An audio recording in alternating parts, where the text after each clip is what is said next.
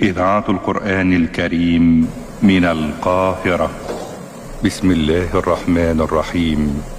أيها الإخوة المؤمنون، السلام عليكم ورحمة الله وبركاته.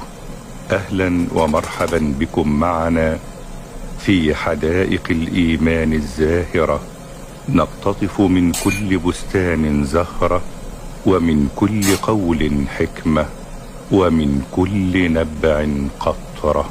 قال جلال الدين الرومي واصفا ومبينا ما يفعله الحب في النفس الإنسانية من سمو وكمال: إن الحب يحول المر حلوا، والتراب تبرا، والكدر صفاء، والألم شفاء، والسجن روضة، والسقم نعمة، والقهر رحمة، وهو الذي يلين الحديد ويذيب الحجر.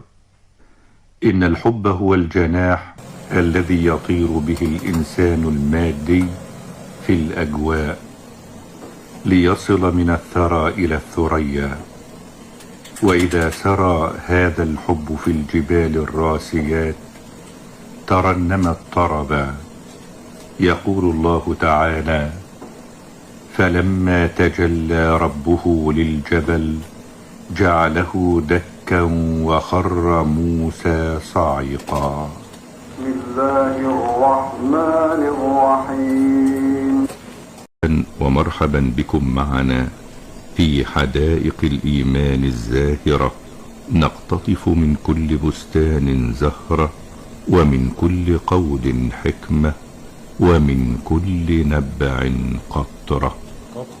من كان يحب أن يعلم أنه يحب الله فليعرض نفسه على القرآن، فمن أحب القرآن فهو يحب الله، فإنما القرآن كلام الله.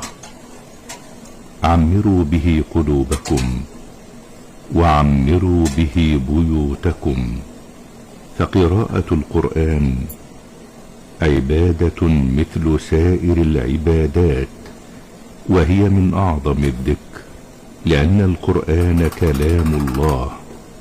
وكثرة القراءة تولد عند المسلم راحة في النفس وطمأنينة في القلب. يقول جل وعلا: الذين آمنوا وتطمئن قلوبهم